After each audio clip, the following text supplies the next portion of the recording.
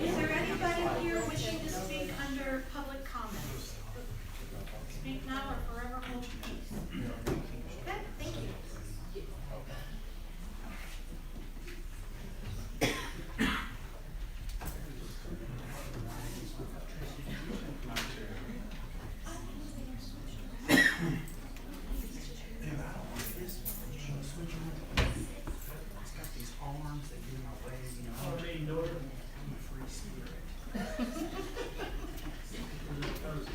Sorry.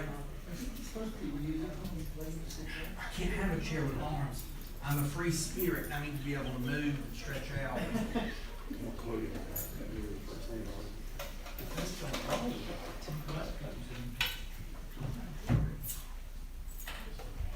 Honor and House Chapter 117 here with us tonight, leading in the pledge. Just like to say that Chapter 117 is very dear to me. Belonged to the troop for a long time. Scoutmaster, assistant scoutmaster. Now serve as a liaison between our church and the troop. So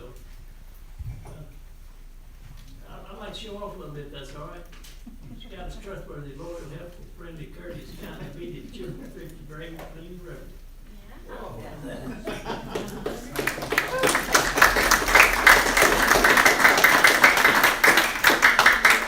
I'll do my best to do my duty to God and my country. Keep myself physically strong, help other people all times, keep myself physically strong, mentally awake, and morally straight. Do a good thing today to be prepared.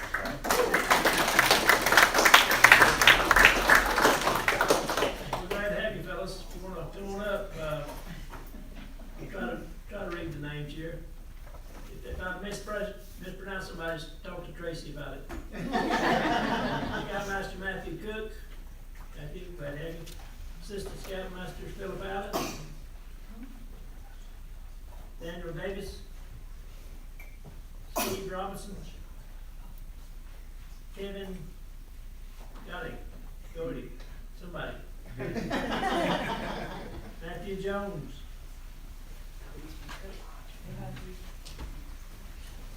Mr. Sweeney. Bryson Marlowe. John Luke Green, Noreen Ben Scruggs, Connor Paget, Lockwood Davies, Gunnar Cook, Noel Bassett, Connor Forbes, J.D. Davis, Sam Gibson. Not sure about this one. Graham Witherspoon, Ian Harris, Michael Talbot, Mark Talbot. Glad to have you.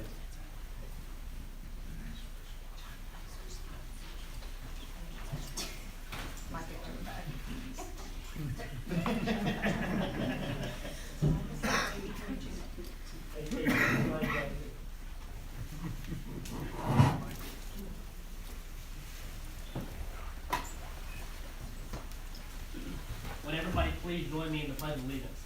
I pledge allegiance to the flag of the United States of America and to the republic for which it stands, one nation, under God,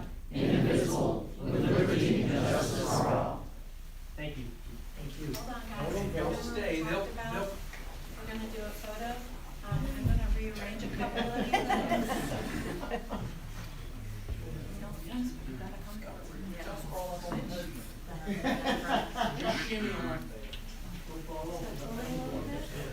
Slide down this way a little bit, slide down this way. Gentlemen, come this, I need you to come forward. You two switch. You're good.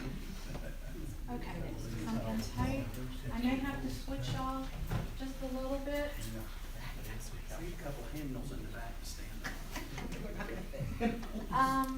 Councilmember Litton, all of y'all, can you kind of fill in on the sides, please, so we can see you?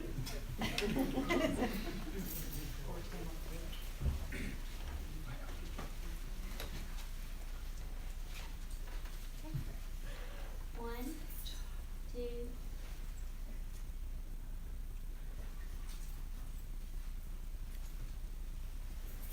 Thank you very much. Now, the mayor is working his way around to the front here.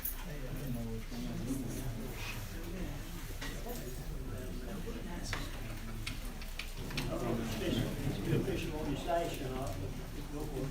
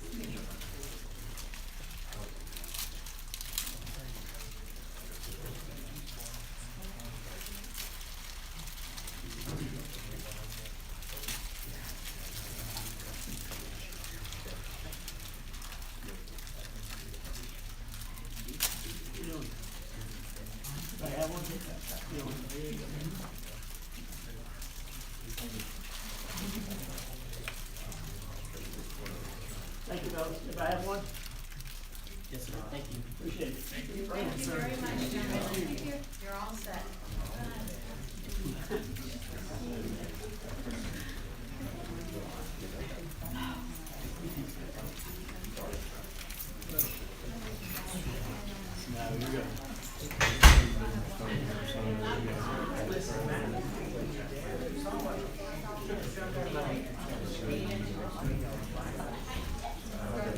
Thank you. I'll get with you when we get back. We break.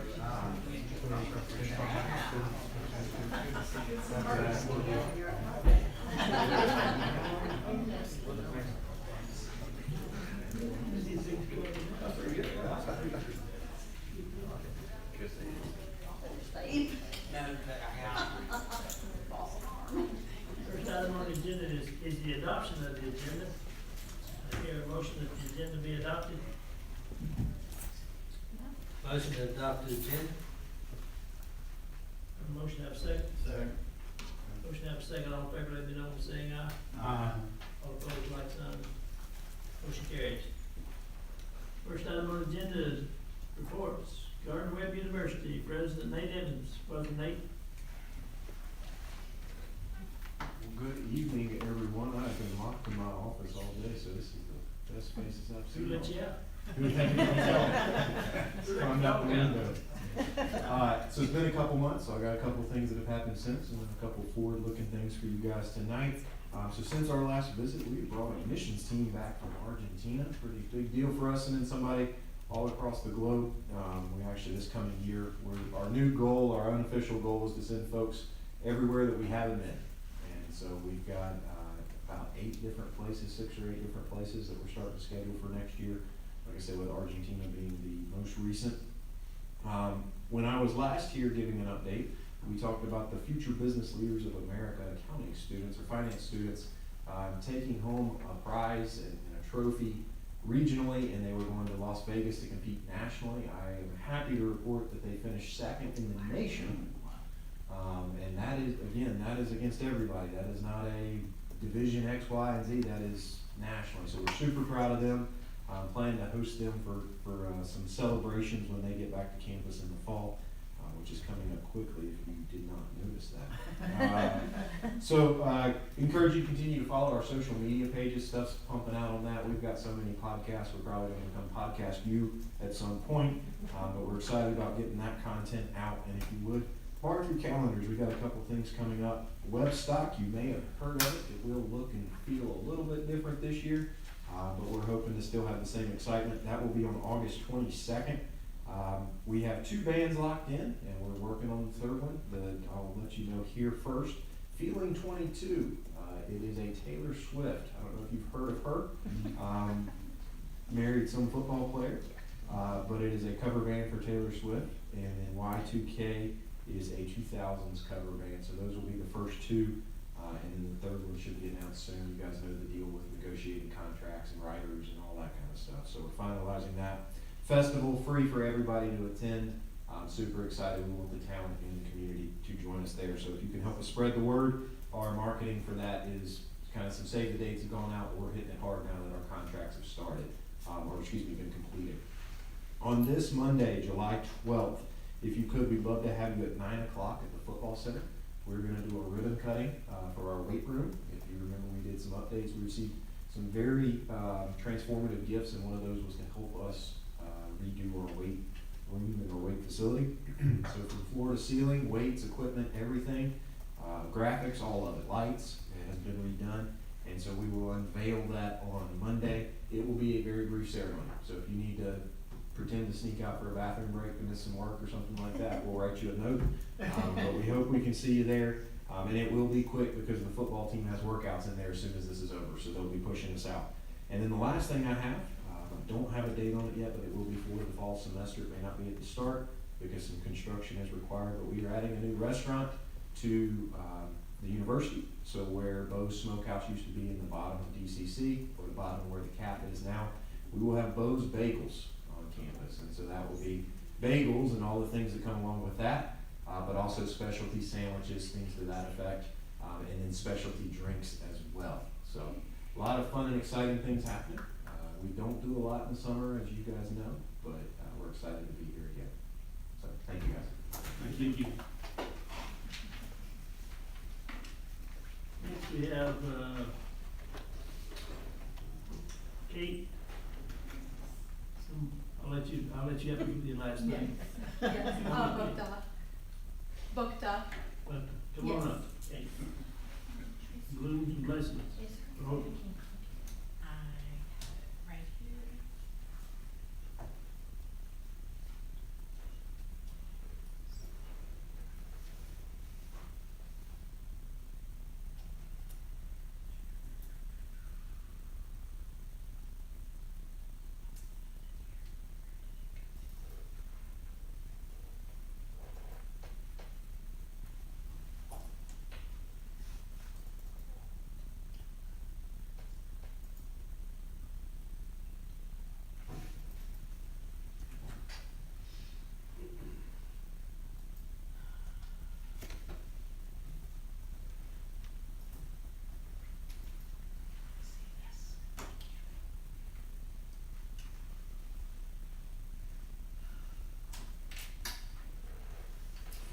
I see add new utility service on there. Are you interested in adding a utility account with us? We would love to bill you, we promise. Water and sewer, Yeah, we'll figure it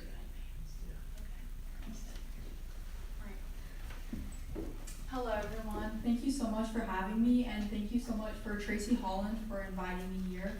My name is Catherine Bukta. I go by Kay. I am a rising senior at Thomas Jefferson Classical Academy, and I've been invited to share information about my fundraiser. Okay, so 41% of women and 26% of men 18 or older have been the victim of physical violence by a partner. Moreover, those percentages are part of the 12 million Americans that are abused every year. And that is not just, partner violence. There's also children being abused too. So 30 to 60% of abuse committed on intimate partners lands on their children, meaning that 3 out of 5 domestic abuse cases will filter over to their children. Lastly, domestic violence may be the single contributing precursor to deaths from child abuse and neglect in the USA. So pretty much whenever there is a death from child abuse or neglect, domestic abuse is usually what's happening previously before that. So thankfully in Cleveland County, we have an abuse shelter. So our abuse shelter, the Abuse Prevention Council, is the only domestic violence shelter in Cleveland County. That means that for the 100,000 citizens of Cleveland County, there's only one abuse shelter. For a time, we were even serving other people from other counties back then, so we were experiencing an overflow of these people. So the APC, the Abuse Prevention Council, provides many things to their survivors, such as food, water, shelter, legal assistance, play areas for children, and many other benefits in which they can stay at the shelter for 90 days until they are back on their feet. So however, like most nonprofits, the Abuse Prevention Council runs on donations and grant money, and in these past few years, money has been tight. So just thinking about how we have such a great organization that helps people get back on their feet whenever they are survivors of domestic abuse, it's really, a diamond in the rough, and it's unfortunate to think that this can be shut down if there's not enough funds allocated. So whenever I thought about how the funding, how low the funding was for the Abuse Prevention Council, I wondered if I could even make a difference. I wondered if, making a change was reserved for fictional characters or someone more brave than I was. Little did I know the difference was in my backyard the whole time.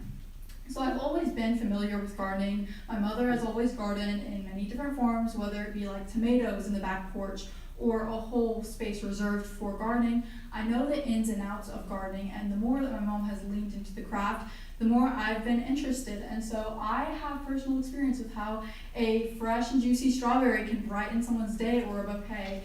And so I realized that not only could I help the people that we sold to, but I could also help the survivors of domestic abuse. And I realized, thereafter that change wasn't something that was just fictional. I could make a change, and I could make a good one.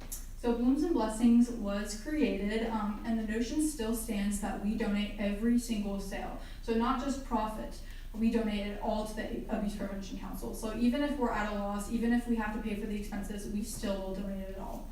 And so in the beginning, we sold veggie boxes. So those were pretty much just whatever we had in the garden, we would just put in the box, and we would sell it for about $20 to $30. And so this was good because we had people that we knew, family, friends, buying from us, but this wasn't enough. So as our customer base grew, we got more requests and people started asking for flowers. And so that's whenever we started leaning into more of the bouquets. So my first big event was the Fall Festival. You can see me on the left right there with my sister. I was actually so scared in that photo. That was the first time I kind of debuted Blooms and Blessings to my school because this was the Fall Festival at my school. And I remember I was holding like the bucket of the bouquets, and I was like so scared because I thought that I was going to walk out at the end with the same bouquets because I wouldn't have sold anything. And I thought all of my classmates were gonna pity me, but it turns out that we sold every single bouquet. And it taught me a valuable lesson that it doesn't matter if I'm scared. Whenever I'm making a difference, that's what matters. So, yeah, it was just a really, really cool lesson. So the more I stuck with Blooms and Blessings, the more confident I got to not only sell bouquets, but to be another helping hand to someone who's getting back up on their feet. So those are photos of me at various different events we found on Facebook. We would just buy, we would buy a table and we would become a vendor for about like $20. And so these were nice because they also taught me about hard work and how important hard work was, because sometimes we would make $300, sometimes we would make no money, and sometimes we would make just the like $50 and stuff. So it taught me that hard work is important because no matter what, like I have to keep on advancing and I have to keep on putting in the work. So all of this led to our impact, which we have raised so far $4,000 and counting for the Abuse Prevention Council. We have sold 150 bouquets and amaryllis kits.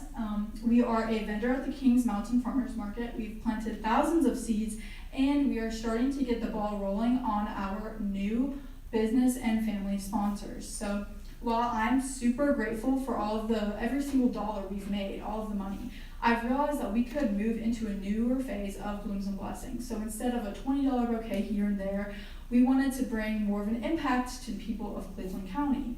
So now we are coming out with a sponsorship program. So there's two different kinds of sponsorships. There's a family sponsorship, and then there is a business sponsorship.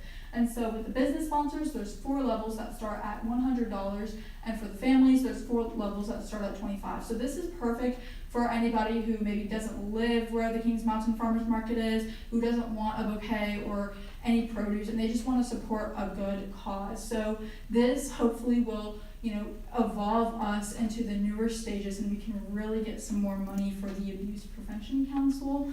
So, we're always looking for new opportunities. And so, as I wrap up, I just want to say thank you again to everyone here for having me, especially Tracy Holland, who invited me. And I just want to say thank you guys. If it were not for her, I wouldn't be standing here. So thank you. And if you guys have any questions, please let me know.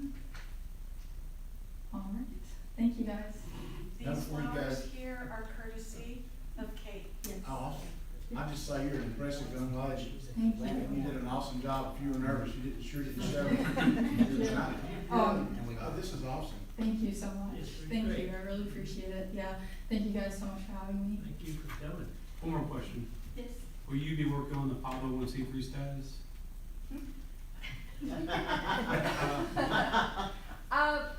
Potentially, yes. Yeah. Awesome. There's some benefit there with so I'm on the board of the APC, and I'll be rotating off the board. We intentionally, she didn't really want to get into the nonprofit leadership part. She just wanted to make the action and make the bouquets and do that stuff.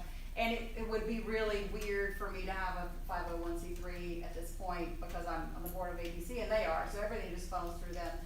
But in the future, I think once she graduates, and potentially her younger sister, because she's been taught that she's got to give back also now. So she's in the 7th grade, and at some point, the Blooms might change, the Blessings might bless someone else. So at that point, we probably would investigate it. Thank you. Yes, absolutely. Thank you. Amazing. Amazing. Thank you. Next we have, Lane Mann, President of Cleveland County Chamber of Commerce. I have the easy name tonight. Good evening, everyone. Mayor, council, Zach, and staff that are here tonight. Thank you for having me here this evening. My name is Elaine Mann, and I am the new president and CEO of the Cleveland County Chamber of Commerce. So happy to be here and kind of give you a little bit of background on me since I'm new, and also some of the initiatives that we're working on. Early in my career, I was in healthcare administration, and then went on to develop a highly successful digital healthcare information organization, and also founded the Florida Business Incubator while I was still in Florida. Took that to a nonprofit status and grew that.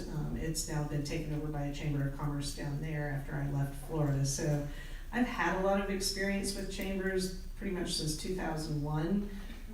That sort of at first was volunteer and committee member and that sort of thing, and it grew into just a passion for chambers and what chambers can do to help businesses and communities grow. So that eventually became my career, and I'm excited to have that opportunity here. I was in Yancey County, Burnsville, prior to coming down here, so I've been in North Carolina for 6 years, and just I'm so excited about the opportunity to serve Cleveland County and work with Zach and all of you here at Boiling Springs, because it's just such a great county and so many wonderful communities here.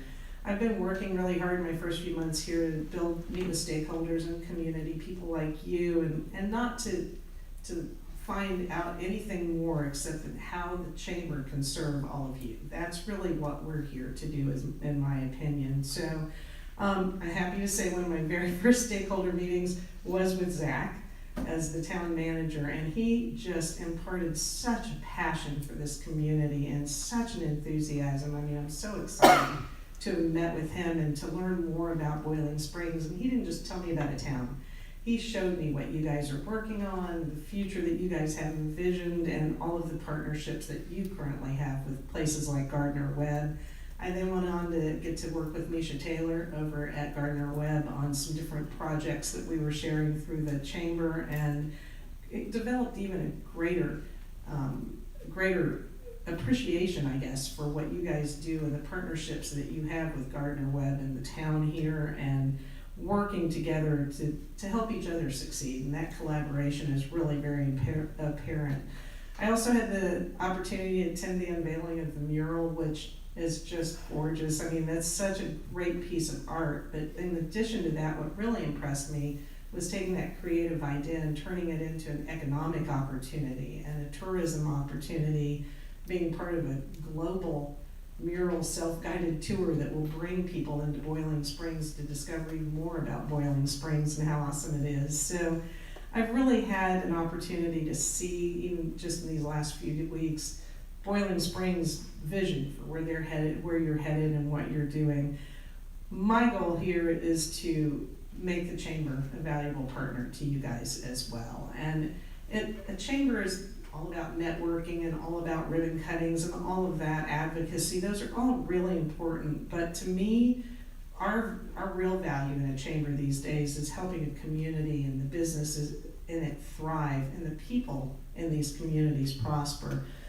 Because when local businesses succeed, everyone succeeds. They create jobs, they help the economic base, they turn those jobs into relationships, whether that's volunteering throughout a community. But my whole goal is to make sure that Cleveland County Chamber is seen as just that, the chamber for the entire county. I don't want to sit behind my desk in Shelby. There's too many valuable communities in this county, and that's part of what I've been doing, is just trying to reach out and get myself around, meet everybody, kind of give everyone an idea of what we're currently working on at the chamber. So one of our big initiatives right at the minute that starts in August is our leadership class. I'm very excited that Zach's going to be participating this year. I've been telling everybody this is going to be the fun class, so you need to come join the leadership class. We've got Zach. So, but that leadership class really creates an opportunity to get to know a lot about Cleveland County and also make and build some really important relationships within your cohort in that leadership class that just expands over time. I've talked to people that are just like, gosh, we went through in 1979 and it built so many opportunities for me throughout the county. We've actually been around for almost 50 years doing this, so the leadership class has. We're also working on a young professionals program, re-energizing that again. Courtney Ashley over at Cleveland Community College is going to be running that for us, so we're getting that up to speed. I think we'll launch that in September, a little bit after September, or a little bit after summer. So we're really just working on finding ways to get collaboration throughout the whole county, getting our community working together and supporting each other, because, as we all know, when rising tides lift all boats. So as we work together in communities, it will definitely be a team effort. But the chamber wants to be a part of that and helping to build that. So, I just, in closing, want to say thank you again to all of you for the time tonight and for all of the work you do. I know a lot of the stuff that you do goes on behind the scenes where people don't see it, but I know the hours you put in and the work you put in, and just have a deep appreciation for that. And I really want to find ways and continue to work with Zach and all of you to find ways to strengthen the partnership with the chamber as we continue to move forward throughout the years. I mean, really, ultimately, we all have the same goal: a stronger Boiling Springs, a stronger Cleveland County, and the knowledge that we are all better together. So thank you for your time. I'm happy to answer questions if you'd like. I just have a comment. I think my wife and I were in one of those early leadership Cleveland County classes. How exciting. Okay, great. It was very, very well worth the time and effort. It is. It really is just such an opportunity to make so many connections throughout the county, and again, within your own cohort. So yeah, it's and we always do a Boiling Springs Day, so we'll be over here with our leadership class at some point in the next year. So yeah, for sure. Glad you're here. Thank you. I appreciate your time. Have a question, comment? Thank you. Anyway, public comments? Okay, next time on our, is the adoption of the consent agenda. 4 items on the consent agenda. What's your pleasure on those? motion to adopt the consent agenda as written. Motion, have a second. Second. Motion second. Any further discussion? All those in favor, let it know by saying aye. Opposed, nay. Motion carries. Okay, moving to regular business. Resolution number 260707-03, accept funding. I like that, accept funding. Means it's coming, right? Coming this way. Well, we'll see. I don't wanna preempt a vote, but maybe. So, I'm gonna take these kind of in pairs. So regular business items numbers 1 and 2. So there's a resolution that ends in, it's resolution .03, accept funding for SRF-W-HEL-0039. That's our project number we've been assigned. So that is accompanied by a grant project budget ordinance. So item number 1 there is the actual resolution where the board will potentially tell the state, yes, we do want the funding. Item 2 is the budget ordinance amendment that will then appropriate the funds so that Rhonda and I may spend that money. And so you've got those 2 items there. This is the, I was gonna say the last of, but this is part of the last state revolving fund, the SRF Helene money. And so at this point in the awarding process, they had run out of fully principal forgiveness funding. And so this is a $3.1 million award that we've gotten from the state. 2.7 million is principal forgiveness, like all the other ones, and we have one in the consent agenda for drinking water. So all of that will, once it's constructed, go away. This one, however, because they didn't have the full amount remaining in principal forgiveness, we will need to issue a loan for $401,125. It is a 0% interest loan for 20 years. I don't want to throw lots of numbers at you, but that is $20,056.25 per year in the water sewer fund. So for $20,056.25 in the water sewer fund annually over the next 20 years. This is our sewer extension resiliency project. This, it says in your staff report there on page 24, funds will be used to eliminate the Ramsgate sewer lift station and run a sewer line extension. Preempting the question, where is the new sewer line gonna go? I will say to you that we're not 100% certain yet. We have a preliminary engineering report that tells us where we think it will go. That preliminary engineering report was adopted in the 2021 capital improvement plan from ODOT. It looks like this. And so I have a rough schematic, but we won't actually definitively know until the engineering report is completed. So the way all these work, we have to do an application with a preliminary engineering report. We then have to switch engineers. We get the money, which is now. You all appropriate it, you accept it and you appropriate it for Rhonda and I to then spend it. Then we engage with a firm to write the engineering report, which is due in October for this one. That engineer will review the preliminary report and then do their own report to then determine how far off the cost estimate was. There's no more money coming, so hopefully not very far. It's usually within reason. Then we send that to the state, and you've got that timeline in your package on page 27. So it's got engineering report. They will then approve the report by March 1st, 2027. And again, this is on page 28. Then we have to send them our design and bid information. The design and bid submittal and approval from the state will go through 2028. And then by May of 28, they should have signed off for us to begin advertising the project. And we should start executing construction contracts in August of 2028. So this is not something that you will see happen tomorrow. This is a multi-year plan. All of these SRF So the one that we just approved for drinking water in the consent agenda, this one, and the one we're gonna talk about next, all have this same milestone table, because they're all the same round of awards. But happy to talk through any of these particulars. The main thing here is that it eliminates the Ramsgate lift station, which has been in our CIP since 2017, most recently in our 2021 rendition. That would then gravity sewer back to Kendays Road, where it would then meet our existing gravity sewer line.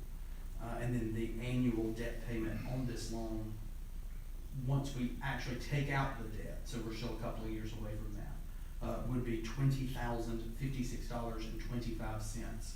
And that is 0% at 20 years. And Rhonda and I will have to go to the local government commission for approval.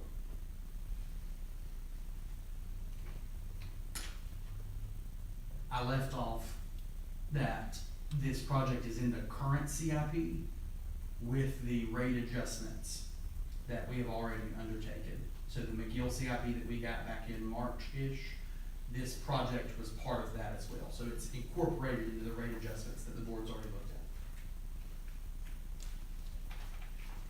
at. I'm glad you clarified that part. But if the job comes back over, I mean, if it's over what we've, the loan and forgiveness and then the other loan that we have to pay, we'll have to come up with that money. Yes, sir. In that eventuality, so assuming that that happens, and then you all decide to abandon the project, we will still be able to pay the engineering portion out of this principal forgiveness number. These had a 30% contingency in them for total cost.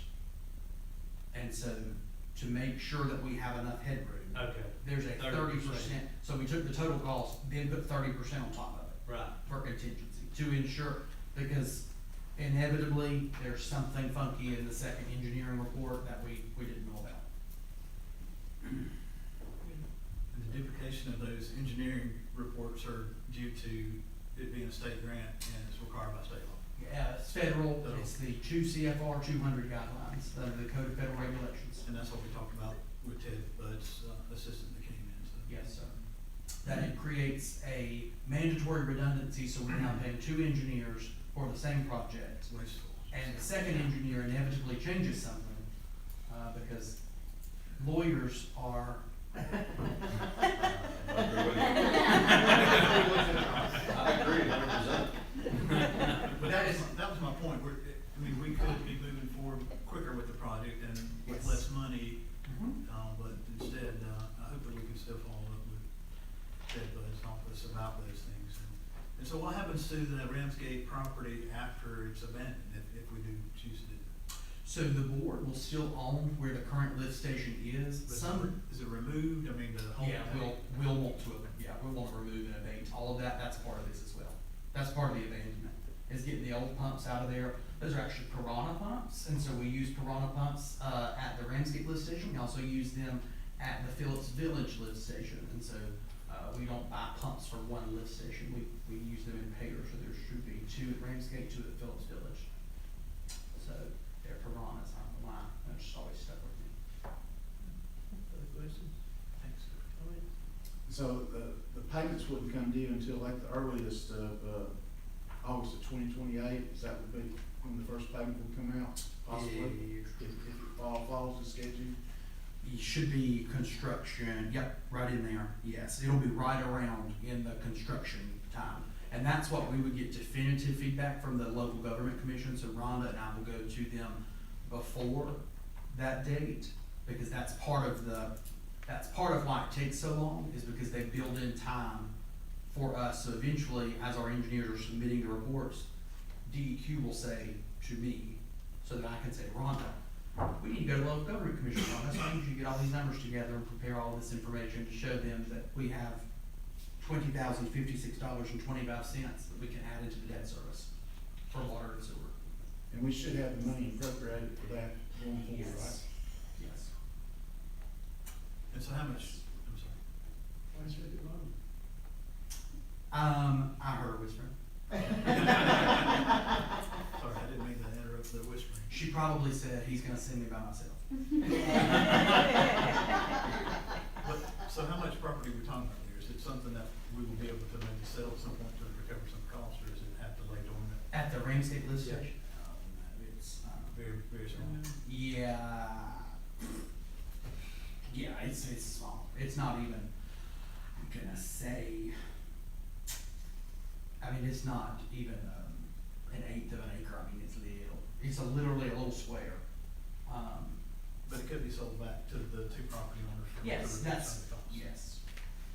Assuming it's, I mean, some of it will probably put our new sewer line underneath. Okay. And so that way we don't have to get an easement through that section, because everything already gravities to that pump station,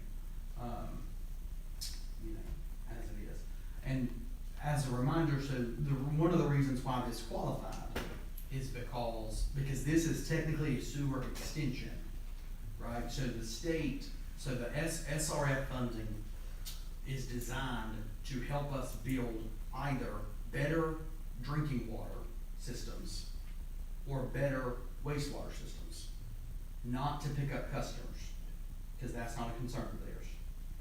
And so, but the reason it's scored well, it is gonna help us pick up customers. But the reason it scored well is because during Hurricane Helene, the Ramsgate lift station was the last one we were able to bring back online because of where it's placed. So DEQ wants us to, as part of our recovery, eliminate that lift station, even though it coincidentally has been in our CIP since 2017. Any questions? And we have a generator there now. We do not have a generator there So now. yeah. We have a mobile generator that gets deployed to that lift station. The problem with it was, during Helene, there were overhead telecommunication and electrical lines that blocked Ramsgate Drive. And there was a telephone pole. As part of our other Helene SRF funding that we've gotten, we are gonna deploy generators to the water tower and the water pump booster station. We're also gonna redeploy a new upsized generator to the wastewater treatment plant, a new generator out here, and we'll put in a generator at, Spring Forest lift station, so that those are all self-sufficient. Then that would free up the portable generator for us to deploy to Ramsgate. In the CIP from McGill from this past March, one of the items on there was for us to appropriate funds to upfit the Ramsgate lift station because it has some wear and tear on it. Now, obviously, if we're gonna abandon it, then we're not gonna upfit it. But that's just another, item for consideration. So then when we get our audit again next year and get our EPIC, we can show them, hey, this is what we're using, this is our contingency for the EPIC. Yes, and we will have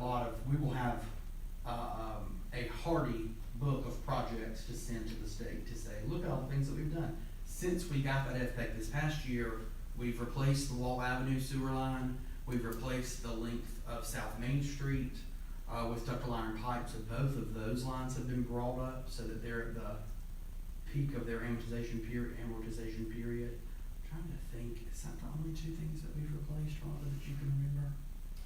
You mentioned Wall and what was the other? Wall and South Main Street.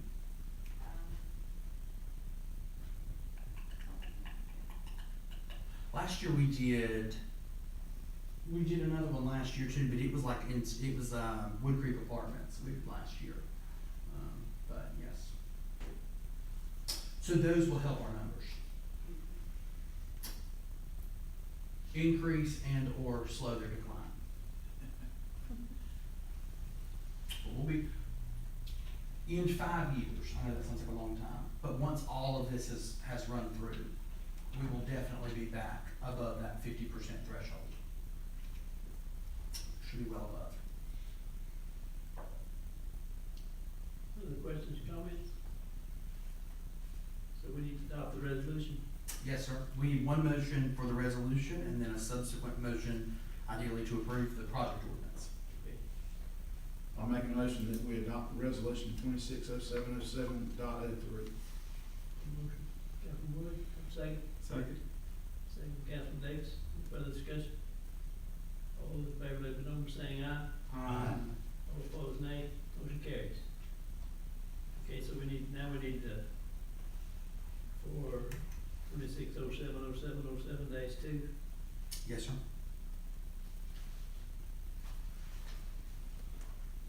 And that's the letter of intent.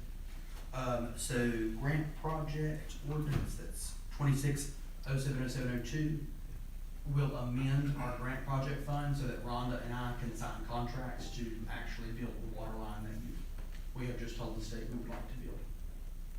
Which have to do with separately. Okay, I'll make a motion that we approve grant project budget ordinance 260707.2. Motion, Councilman David, second? Second.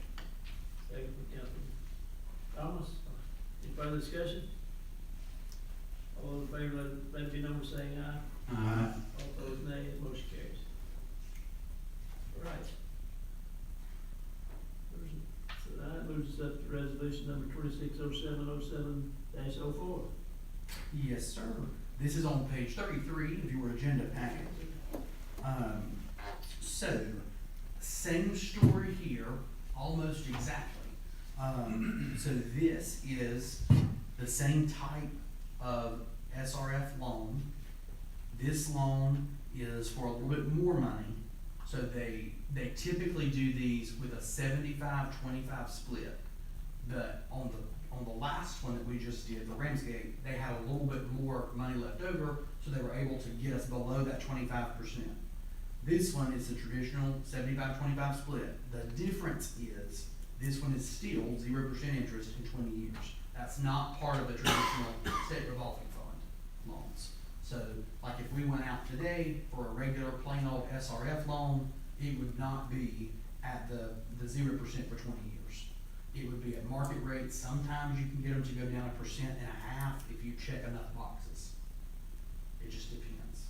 Like one of them is you have to be increasing environmental sustainability and resilience. So we have to do like solar panel stuff.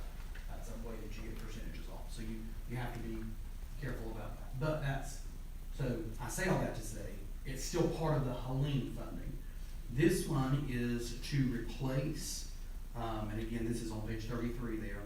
This would replace all of the clay sewer lines that are located on Woodland Avenue, Fairview Avenue, and Hamrick Avenue.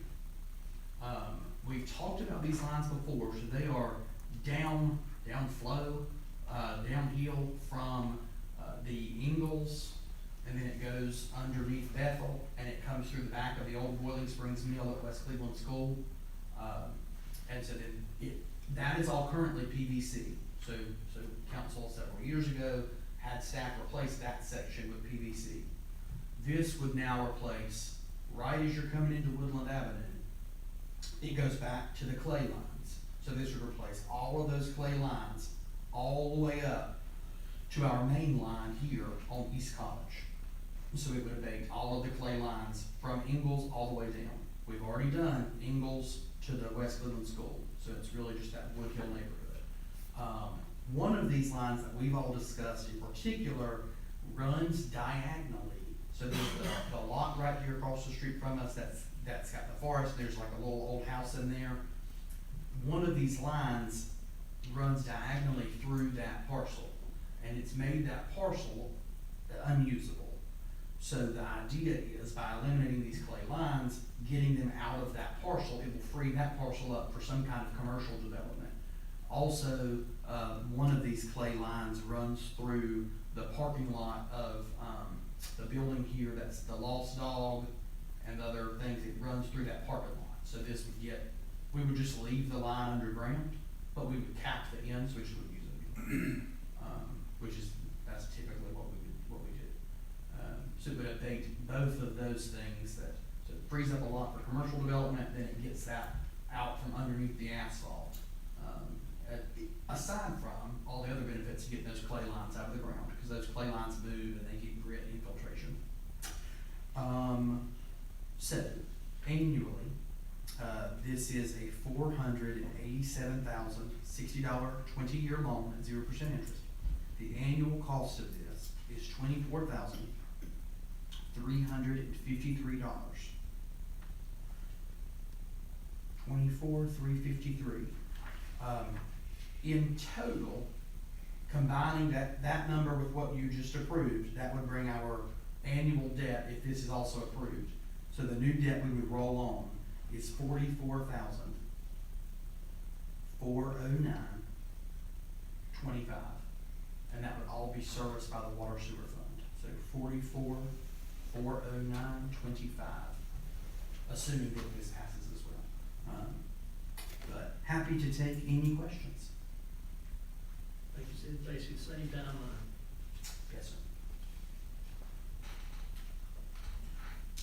And we would do them in tandem, so we would do them as a pair. We would bid them together, we would do it all together, so that we could attract one firm to do all the work, and then you're only paying one contractor to come out and do it all, that way it's cheaper. Because they're not having two separate folks come out. Unfortunately, there's a lot of that stuff that people don't see. Yes, it Very is. necessary stuff, but Yes. and if it starts backing up, they'll call you real quick. We're gonna put $7 million potentially in the dirt. Just right underground, hide it right where nobody can see it. But we'll take pictures maybe of the pipes before we put them in and hang them up. And all this was built into the McGill project anyway, where we're looking at the $25 million over the 20-year. Yes, sir. And so this was McGill CIP number 4 for the Woodland Sewer. So as we check off all of these things, we're moving forward, we're putting ourselves in a better situation and Yes. better water quality, better sewer quality. Yes, sir. And this project was actually McGill CIP number 4, so it was funded for year 2035. So we're 9 years ahead because we're able to get this SRF funding, we're able to do it for $24,000. But even together, they're not, the 45-ish thousand that I told you a while ago it's not even the total amount of what they forecasted one of the lines would cost on debt service, because they're 20 years at 0% interest. How does that change the revenue led? We had like 5%, 15, 12, we had all those percentages. I mean, it shortens those cycles or lessens those numbers. It does, and we can plug those into the financial model going forward so that we can look at how we either move projects on or move them off. We can rearrange, because it's just a big spreadsheet. We can rearrange those on the spreadsheet Okay. once we get the finalized version back. Great. Other questions? Comments? None, what's your pleasure? Make a motion to adopt resolution 260707.04. Motion, Councilman Davis, have a second? Second. Second, Councilman Thomas, any further discussion? All those in favor, let me know by saying aye. Aye. All opposed, no. Motion carries. Moving right along. We're already down to grant project ordinance 260707-3. Yes, sir, and that's on page 40, so this is the project ordinance that will allow me and Rhonda to spend the money that we have just told the state we would like to take. Oh, well, you ought to be defenders. We are, for sure, as long as it's other people's money.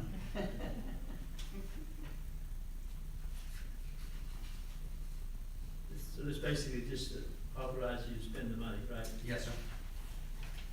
I guess you can't do one without the other. We can accept it, we just have to let it sit there, and we can't use it, and if we make interest on it, we have to send it back. I know, that's the worst. All right. Send a motion that the grant project ordinance, whatever that number is, be approved. Start reading numbers. Yeah, make a motion that we approve grant project ordinance 260707.3. Motion, Councilman Thomas, have a second. Second. Second, Councilman Wood, any further discussion? All those in favor, let it know by saying aye. All opposed, nay, motion carries. That brings us all the way down to the town managers, council and mayor's comments.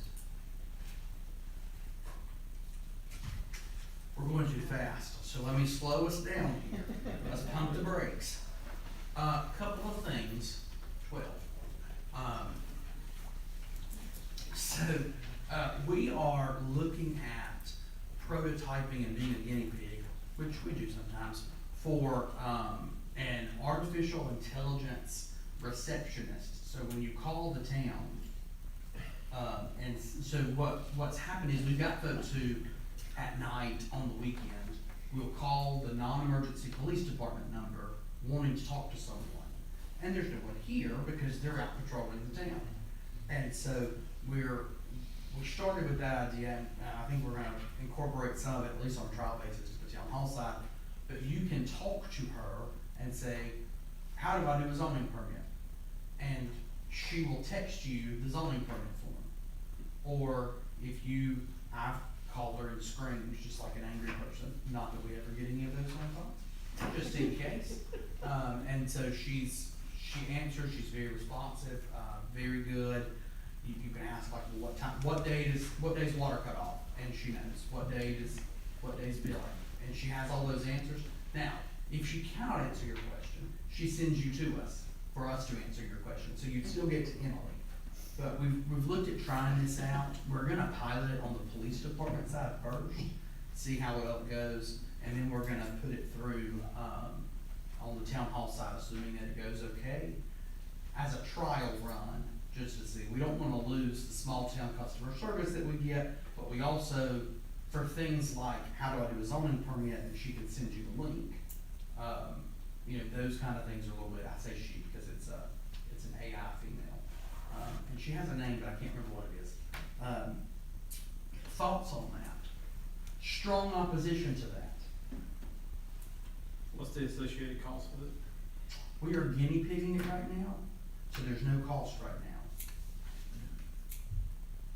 What about after right now? Well, I'm not sure. Did we get a cost for after right now? I don't recall what it was. Not officially, but it will be super low. Not officially, but it will be super low, because we're the guinea pig.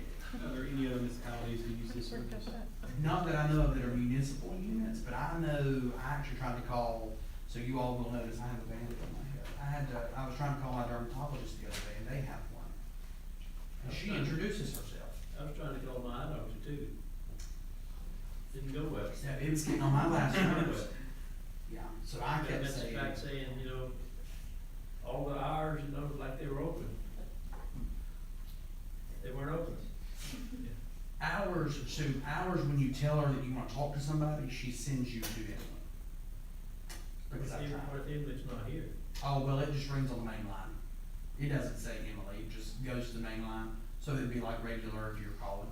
So if I call this line and they're out of office, the PD is, and I need to make a police report, how does that work? It sends you to dispatch like normal. Okay. It'll dispatch to communications like normal.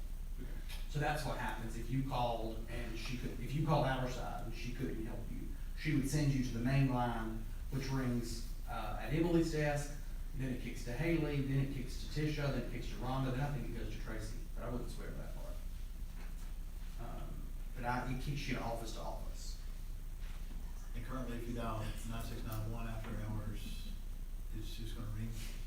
It eventually will kick you to communications as well. Okay. It's just, Takes so a lot longer. on their side, it goes squad room, Okay. kitchen, sergeant, detective, lieutenant, chief. So it's good, a minute, Takes a second. yeah. And so this will help them. And if they say like, I need to do a police report, so then she can transcribe that and say, Tommy Green needs a police report. And it says, well, what's your address? And you say, I live at 123 Main Street. So then it emails the chief, the lieutenant, and the sergeant and says, Tommy Green needs a police report. He lives at this address. He called me from this number. And sends all three of them an email. How long would the trial be? Chief Dioria has been spearheading this project. And so, he's working on it, while it's still in beta testing. But it will be for as long as it takes to trial it. But it's been a huge concern for a long time. I mean, many years, people say, well, I called the police department number, didn't get anybody. And, if we had put on a telecommunications staff, I mean, you're talking about lots of money, I don't know what the cost of this is gonna be, but it's not gonna be anywhere close to what we could expense. I mean, if you have a water leak in the middle of the night, you call the after And that part won't be affected. Yeah, so So that's- that will still dial, there's actually a flip phone that it goes to.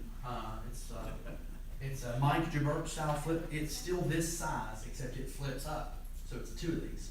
It's a massive flip phone, but, and that will still ring, it will auto ring to the on-call worker.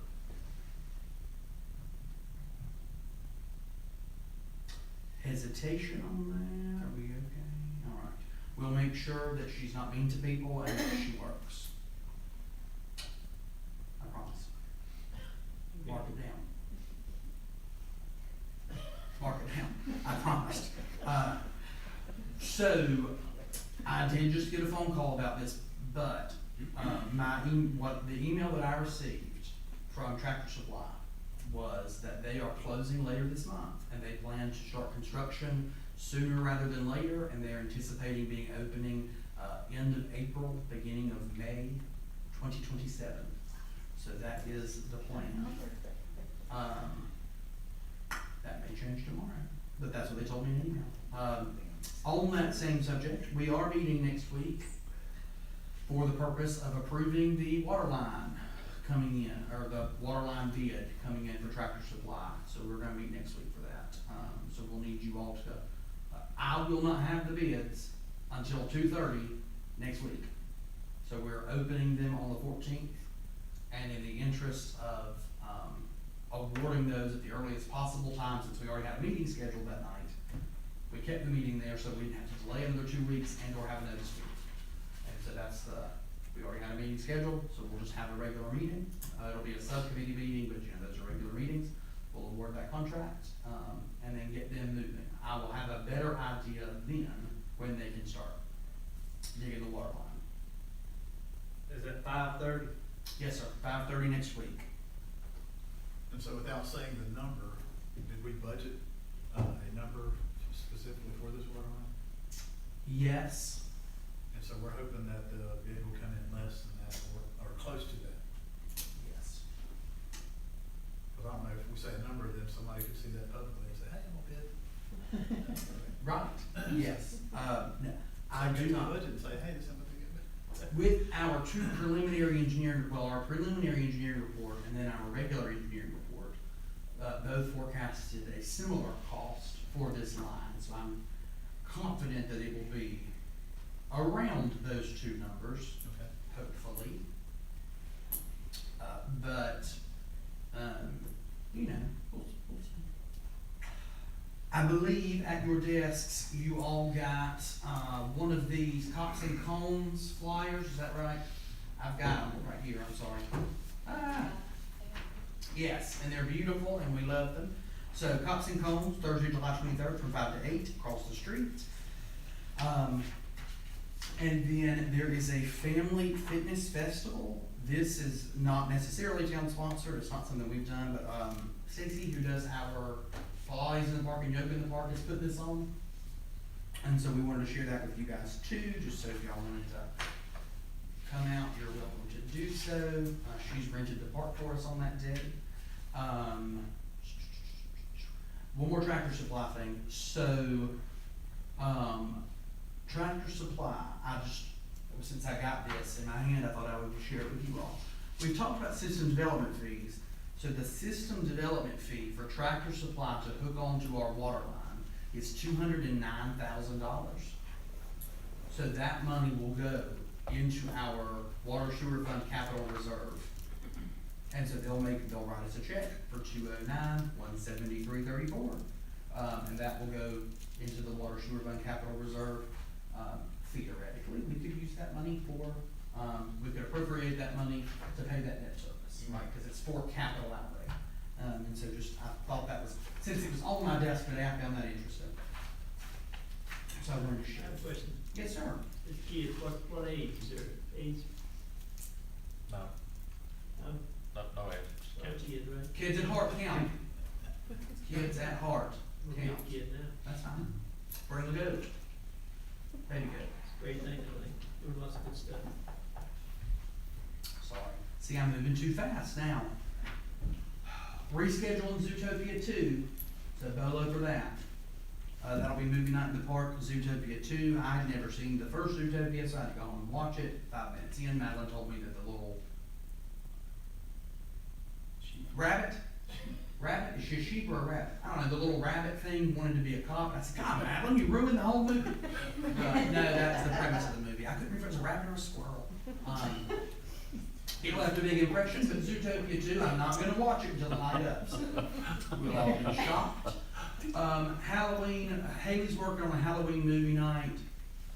If you don't know, Haley's a Halloween nut, so she's working on that.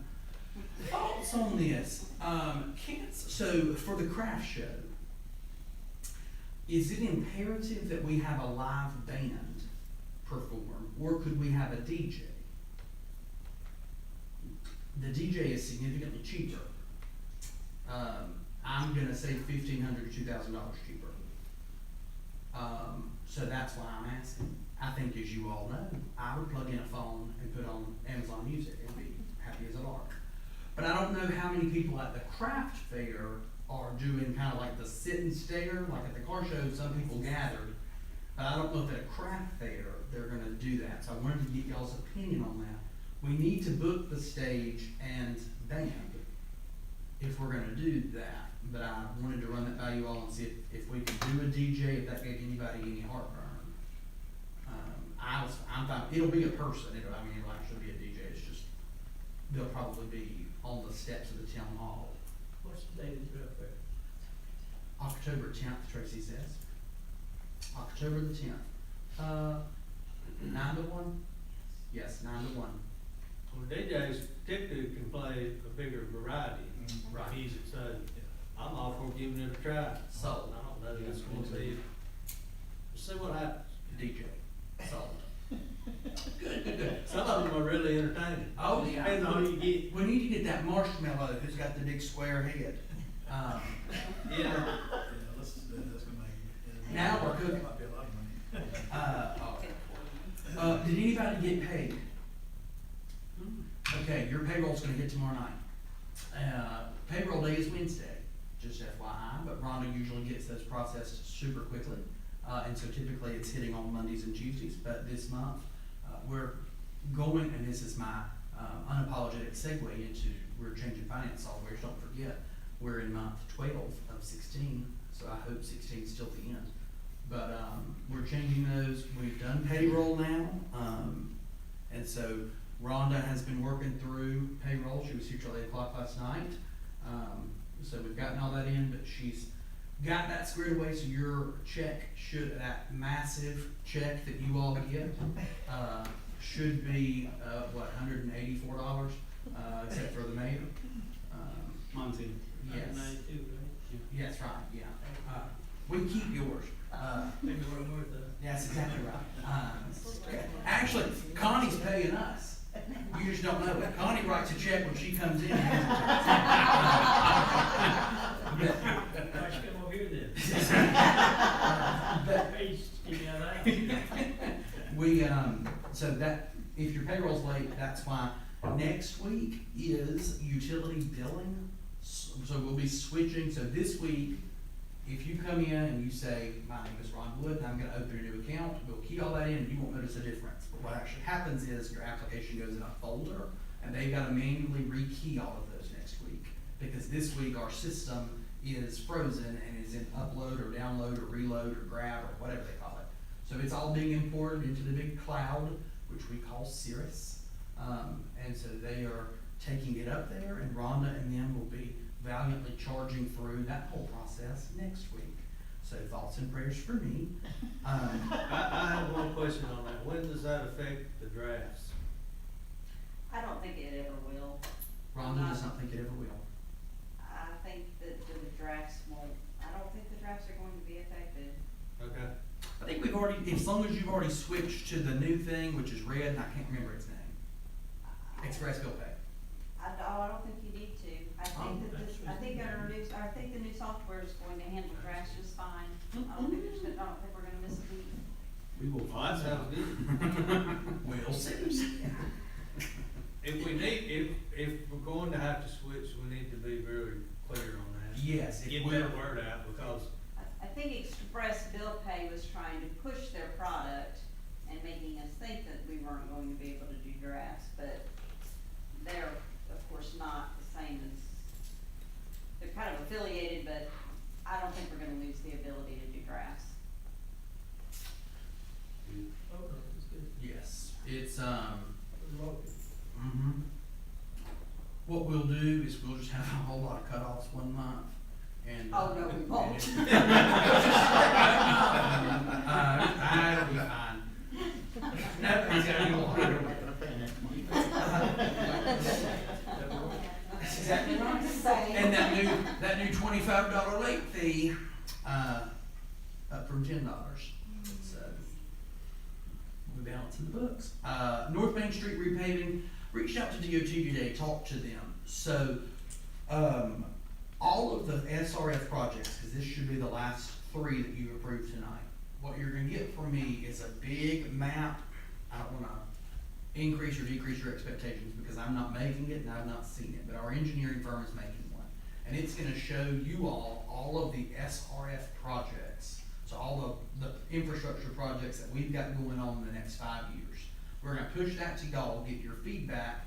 I'm gonna provide that feedback back to our engineers, and then once we're satisfied, we're gonna push that out to our residents so that they know, hey, over the next 5 years, you're gonna get sick and tired of me talking to you about these things, because this is what we're doing, right? And so that way they know. One of the key components of that is moving the existing cast iron line out of North Main Street. Because cast iron lines are brittle, long story short, they break. We don't want them to break, so we're replacing them with ductile. You put it in ductile, it'll be there for 50 more years, and I'll be dead by the time they have to replace it, so, you know, how much work I do. We do not want DOT to repave North Main Street until we have put our new line in. So we're coordinating with them.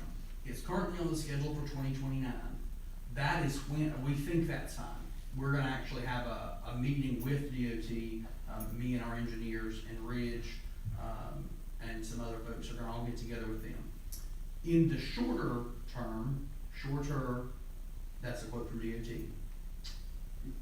As funding allows, they are gonna send someone out here to look at the section between the intersection and the new fire department.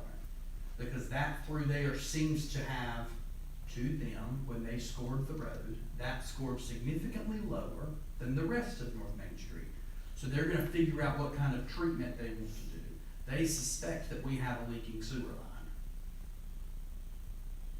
That's what they suspect. So Todd and folks will be cameraing that sewer line sooner rather than later to determine if we in fact have a leaking sewer line. Color me shocked, I doubt it, but we'll see, could be wrong. If we do, we'll fix it. But that's in the shorter term. I'm not 100% sure what that means, but we'll be meeting with them in the coming weeks. So I spoke with them today, and they said they're actually getting a lot of complaints, which is not usual. So that's how you know that they actually are. Because people don't typically call DOT, they typically call us. So they're actually getting direct calls now. Questions on North Main Street? What about, from the fire department? Spot over there. Is it gravel? Yes. Okay. Did you come over it when you came tonight? I went when I go home. It looked like to me there was some new gravel added to it. Yeah, I think there's a water leak. That's Okay, why, so that's why I've been talking to you about. Yes, we had a water leak there, we Yeah. gravelled it, but DOT came out today and reassessed that whole stretch. So I'm trying to figure out either they may have re-gravelled it and they may have paved it, I just don't know. And if they have not paved it, they didn't pave it today. It wasn't paved, Yeah. it looked like new gravel. Okay, then they've re-armored it with gravel. Billy and them have. Our pavement folks are out of town, they're on vacation. So that's why we have not paved it yet, because our paver, is out of town. For those of you who are counting, asphalt prices have gone up 10% since April.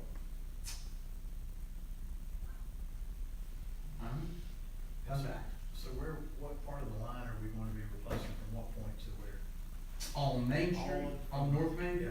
So back in 2017-ish, it was 2017 when we did the those concrete balls on North Main Street, and we did the bump outs with the brick pavers. So that section all has already been replaced, up to the fire department. So we'll be doing from Green Avenue in Bethel, so the one's Green, one's Bethel, we'll do from that road at the fire department, all the way to East and West Homestead. That's what I was thinking. Yes, sir. That will include, but not be limited to, the, running new sewer and a sewer extension down Green, new water line on Green, new sewer on Holland, their water line's fine, it's already PVC, new water lines on DeHart, Wayne Court, Willow Creek, and Poston Circle. But for Main Street, we have to go either side of the. Yes, and we're still wrestling over that. That's why I'm not 100% sure what that's gonna look like, and I will know more closer to October, because that's when they'll have the engineering report done. Because one side has no sidewalk, but has Yes. a retaining wall. Yes. The other side has a retaining wall at the apartments. I mean, so we have some major barriers there all the We way do. down. So I think it's gonna have to go in the road. I don't see how it doesn't go in the road. Or we would do bump outs. We might can, that's what they're gonna look at. The engineers are gonna look at all those costs, understanding that, it all depends. I don't know if this is necessarily true, this is what I told them. It all depends on the money, right? We can't do, $12 million project up through there. Not that it would cost that much, but we have the money we have. We know how much money we've got, so we can't spend any more than what we've allocated there in the SRF funding. Unless we're gonna put local money into it, which is a different ball of wax. All right, KGO, so in September 17th, I think you all, no, you didn't get a calendar invite from me today because I didn't get sent yet. We're in the process of booking Tucker Student Center, to use Stewart Hall, assuming that location is open, that's where we're gonna wanna have, we're gonna wanna host KGO.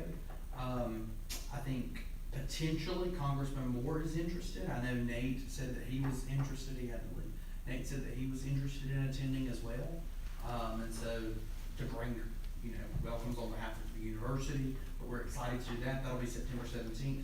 Once I hear for sure that it's at Tucker, I have you a calendar invitation open on my computer, and I will hit send. I'm gonna send it to you until I'm positive. So September 17th, mark that down. We are partnering with the State Employees Credit Union, the Boiling Springs Area Rotary Club, and the YMCA to host a back-to-school school supply drive. So you can drop off items at the Y, you can drop them off at the credit union, or most importantly, you can drop them off here.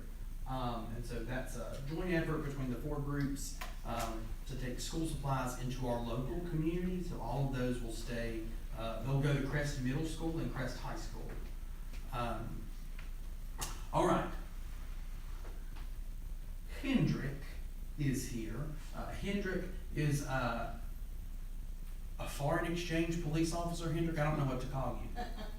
It fits, I guess, yeah. Hendrick is a German, he is an officer on loan from Germany, and so we are thrilled to have him. And so Chief Diorio brought him here tonight, and y'all see him, he's back there in the back. He's the one with hair. The older one. Yes, and so after the meeting, between the closed session and between us moving into closed session, if you all would come up, we're gonna get a photo of you guys with Hendrick. But thrilled to have him here. I think his last day Sunday or Saturday. I can't remember. Sunday. So he will be flying home on Sunday.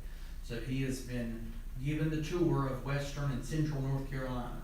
So he's had a good time. Is Chief going to Germany next? We've tried to get him to go to Germany, but he will not go.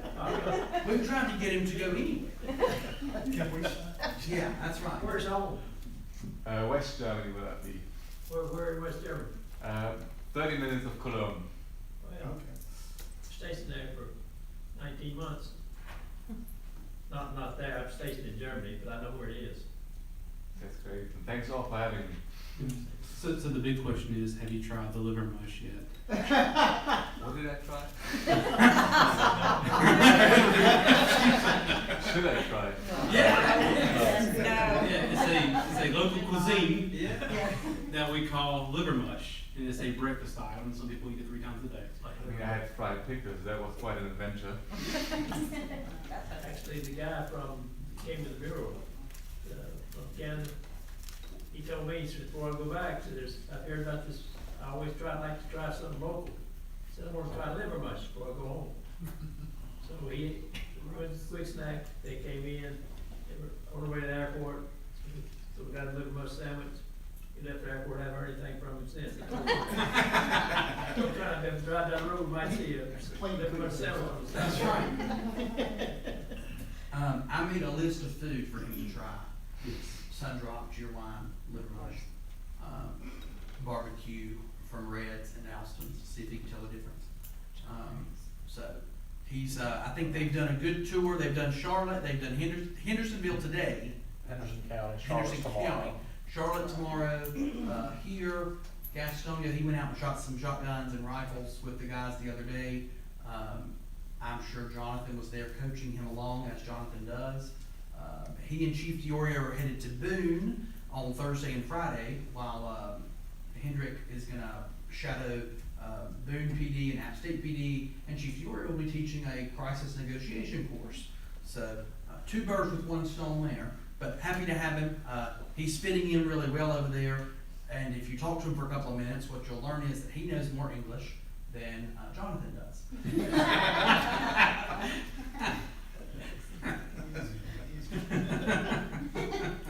And with that, Mr. Mayor, I conclude my remarks. Okay. Captain Davis, how are you tonight? First of all, I always want to thank the town for all the work they do. This place would not run without the town and employees, so I thank you for that. And always the quick responses anytime we have a water failure or sewer breaks. It's nice to have that immediate response. And also want to thank our first responders, police, fire, EMS. You never know when it's going to be your last. Fortunately, we had a line of duty death this week. It touched me personally. So I always want to thank first responders for everything that they do.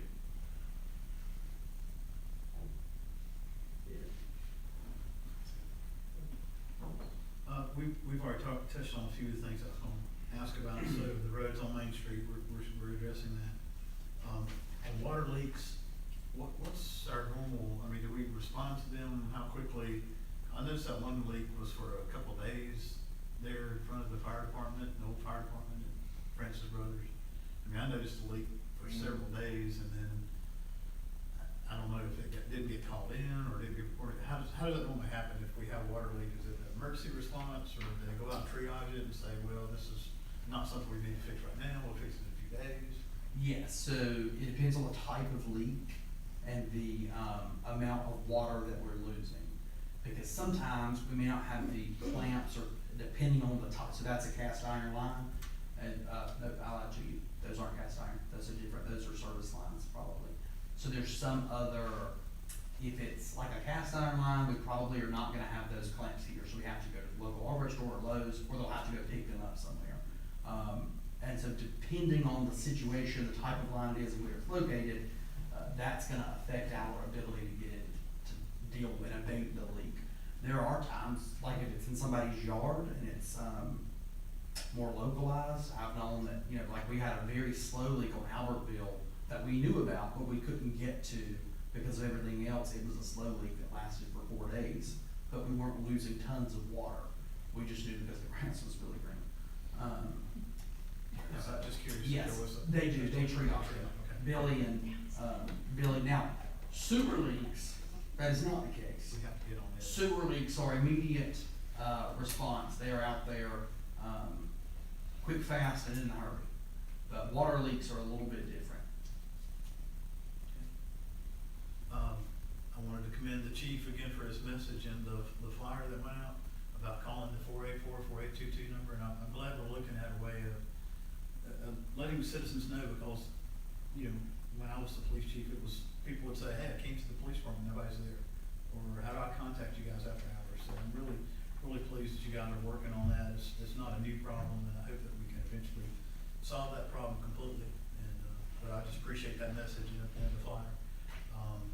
And I was really impressed by the inlay from Blooms and Blessings tonight. And I would be willing, I don't know if the rest of the board would be willing to put in $100 each, but maybe we could do a business, sponsorship of that collectively as the town council, so. But if not, I'd be willing to put in $100 on that, just so I could, be one of the council members to do it, so I don't know what the pleasure of the other board members, cause she didn't say what the levels were, so. But I think that's something that we need to really put, our boots on the ground on that, and I mean, it's a worthwhile project, so. And with that, that's all I've got. Tracy, can get you those levels. If that's something y'all are interested in, we can get those levels from her, and then we could send those out to you all via email. That's. But we gotta get paid first, so. Well, I gotta let that payroll work first, yeah, that's exactly right. Can you flip me the money so? Can you payroll deduct? Well, we do not payroll deduct, neither does the credit union. But I think it's a really, I mean, she really impressed me tonight, and I know the APC, and I know Ron's probably worked with them with, Guardian Ad Litem and stuff. I mean, it's just such a big need, and, for her to be coming forward on something like that, I think we need to, at least in my opinion, we need to show her that we're willing to help. Tracy works, I'm sorry. Yeah, that's Tracy- all. Tracy works hard to try to find different programming and community reports. So if you've ever got ideas for things like that, so long as you all are still interested in having those, we try to find different things. And I think Elaine is still here from the chamber. She's living in Shelby right now, but we're working on that. So don't sweat that. We got time. But trying to bring different programming every month. We try to keep it to 3 total. So if you've ever got ideas for folks who are interested in coming, please let us know. But Tracy's always looking for folks that are a little bit different, so it's not the same stuff over and over again. I have one. Talk to you. We send the business levels as well. Yes, we'll get y'all the business levels. Yeah, for the chamber, I'm so excited for the work that's already been done by Elizabeth Champion and what's gonna be done by you guys, and you guys are a very big part of moving things forward in Cleveland County, so. Thank you. Good presentation too. So. I don't have any comments, thank you. Underwood? I was just sitting here thinking about all the stuff that Rhonda's having to go through. I don't usually give her a shout out, but I really appreciate the hard work you're putting in this conversion process. I know it's had to be very, very arduous and hard to do, but the proof will be in the pudding when it's all done and said with, and hopefully Zach, can we give her a day off, something, like extra day off or something? I mean, because, good gracious. You said I might get one in November? I think I did say November, didn't I? Okay, well, anyway, I really appreciate it. Payroll's already 1 day behind. Okay. Well, after she does the payroll. You might get Thanksgiving off. We'll see. July 4th was a stretch. Take all day Sunday. We'll give her a birthday. That's right. But I do have one question, for you, Mr. Manager. So, where are we at, with our courtyard? What is the possible completion date of the courtyard? It was originally forecast to be finished. Why? I mean, I don't care about the original. I've not gotten an updated forecast from them, so my Okay. assumption is the original forecast is still the forecast. Okay, what is that? It was originally forecast to be done August 31st. Personally think it looks ahead of schedule, but I don't like saying that out loud. Okay. But that's like we don't say it came in under bid, even though the D Hart Drive repaving project came in under bid. So, and it actually, they're done, so it was under, found that out today too, so this is a great day, real good day today. All of them. What about the fire? What about the utility lines? What them poles that coming down and all that stuff? So, the good people at American Telephone, or Telegraph and Telephone, are, fighting right now amongst themselves with Spectrum and Duke. Because there was some confusion about if they take down all of the poles that are also attached to traffic lights, how those traffic lights are gonna continue to function. That was news when we got boots on the ground Monday. But we are working through that diligently because those 4 poles for the short term must remain so that the traffic light remains intact. And that is not what I consider to be an engineering marvel, but others May. Courtyard can't be finished. It's not. Pole comes out. Yeah, the pole in the middle, and they can't take that pole in the center of it out until they get the poles that are further down out. I think for me, the part of that really is the head scratcher, is not that part. It's that line doesn't do anything. Well, that's what I was told, one of the guys that I worked with, said the lines, they're just up there. Yeah, the lines are dead. They're dead lines. Yeah, the only lines up there that do anything are the ones that power our Christmas lights, which are the thin black electrical lines that we hung. But those overhead comm lines, they're dead. They don't use them because they're already underground. Do we have flock cameras? Will that affect the flock cameras? It will not affect the flock cameras. We do have them. It will not affect them. Okay. That's all I got. I don't have anything. Right. I have a, go ahead. Councilman Wood asked about Main Street, or I'm sorry, the courtyard stuff. I sent you guys the notes from Keegan, after I have them, or once we have our meeting, so I will meet with them. Our next meeting is next Wednesday, so that's when I should have an update for you guys on the courtyard completion. Sorry, that's my last thing. I have a shout out to some police officer, I'm not sure who it was, but I'll tell you a situation I ran into. I was going out the other morning out, this is right after our meeting last time, so it's been 2 or 3 weeks ago. Coming out Sir Gregory's stop sign there, and the officer went by us, driving one of the pickup trucks. Now, when I pulled out of the road and met a car, and the car blinked its lights. Well, in that strip there, that usually means there's deer. We had a lot of deer in there, and everybody bit. So I assumed there was a light. When I got out on the bottom hill there, officer was sitting in the middle of the road with his lights on. I thought, oh, somebody's hit a deer. Sat there behind the officer, didn't see any deer. What I did see was a box turtle crossing the road. So the officer actually stopped traffic for the box turtle to cross the road. So I don't know who the officer was, you might find out, but I was totally amazed. And in a good way, of them stopping traffic to let the turtle cross the road. So shout out to whichever officer it was.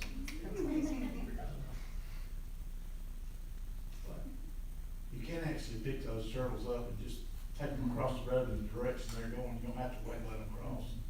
Just saying, just in case you ever run into that. So the officer should have got out of the car, truck. Well, he had his lights on. I don't think anybody's gonna, just saying. I thought it was a good move. Thought he handled it well, I thought. I don't pay any attention. But, I just like to say, you know, we've had some hard decisions made here at our board. I hope we're all still, we have to make those type decisions, but then once they're made, we have to move on, and I hope we're all still cohesive enough to do that. I hope we're all adults enough to do that. I think we are. And I think we all should be, I would commend all of you for the way that you conduct your business, and I hope we always will do that. I'd also like to commend the staff for the way they conduct their business. And so it's a pleasure to serve as your mayor. It's an easy job, making me look good. So with that, what? It is not. My job's easy. Oh. Y'all make An my easy job to make you look good. It's difficult. Well, I'll tell you the same way I tell Jennifer, who's Emily's twin, that's my hair. Sit on a chair, said, I'm not getting up, you make me pretty. You know, those chairs have ejection seats. No, seriously, but, it's a pleasure to serve. With that, somebody has a closing comment. We're gonna take a motion. Yes, sir. Make a motion to go into closed session. Second. Second, all in favor? Aye. All opposed, no, motion carries. After our photo op. Yes.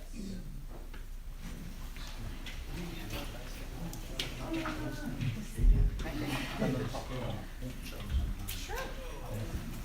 And I'll just call.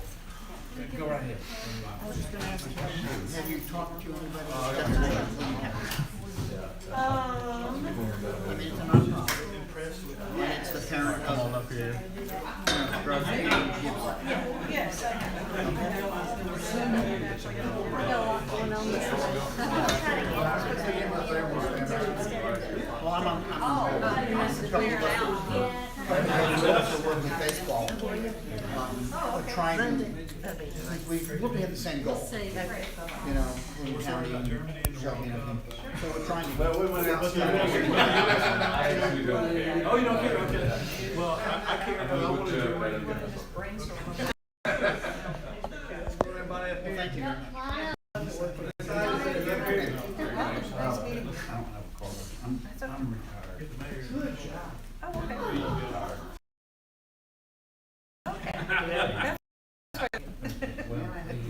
That's why we like to.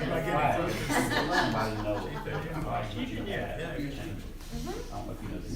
Yeah, I'll joke, that's dedication to the man who lost their life. So I just wanted to get with you and let you know that, we will, we have funding to replace that flag.